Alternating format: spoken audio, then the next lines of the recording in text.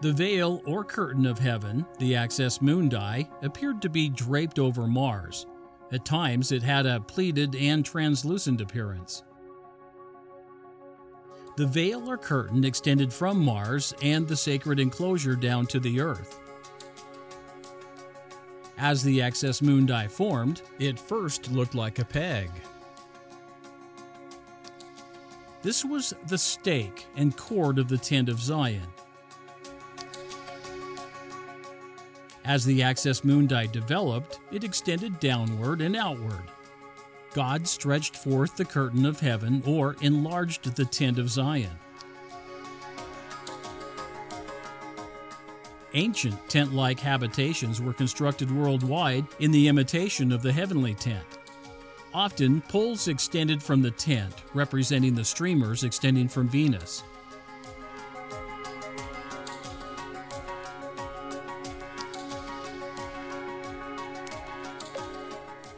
The curtain of heaven was fully stretched out at its base near Earth.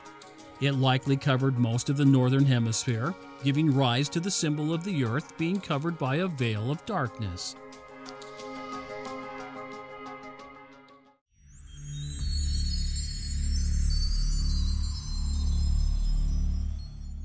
To this point, we've discussed the coherence of consciousness within the framework of attaining a unity with God and His fullness of mind, glory, and power. This coherence creates spiritual harmony and physical alignment.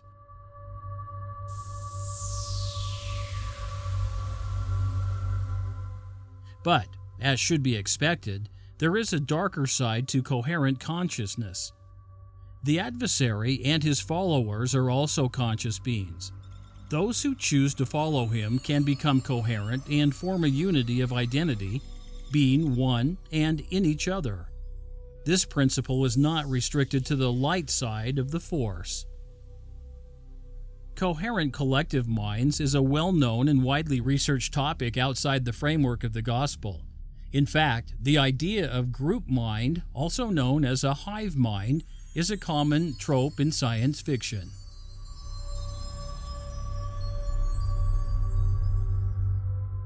In the popular sense, group mental coherence has been called many things, such as herd, mob, pack, or gang mentality.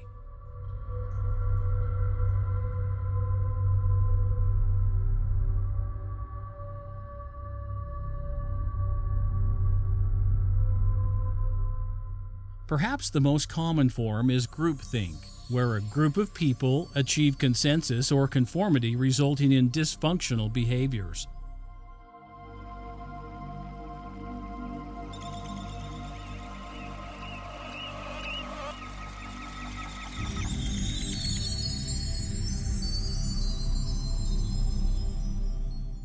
Of course, there may be individuals who silently conform but are not mentally coherent with the group.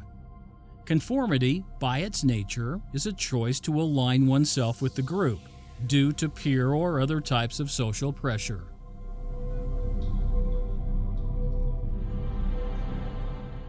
However, there is a far deeper and more sinister phenomenon occurring in the world.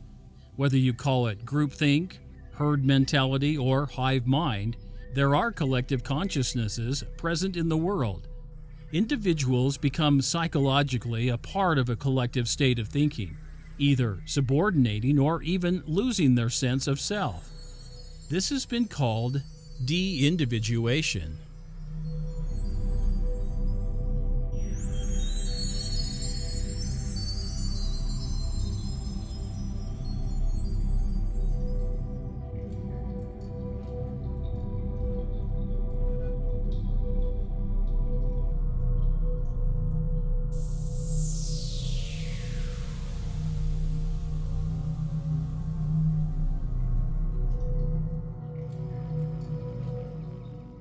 Another way of putting it is that individuals become of one mind within the group, while at the same time losing their own sense of self-identity. This is contrary to the gospel meaning of becoming of one mind, where self-identity is retained.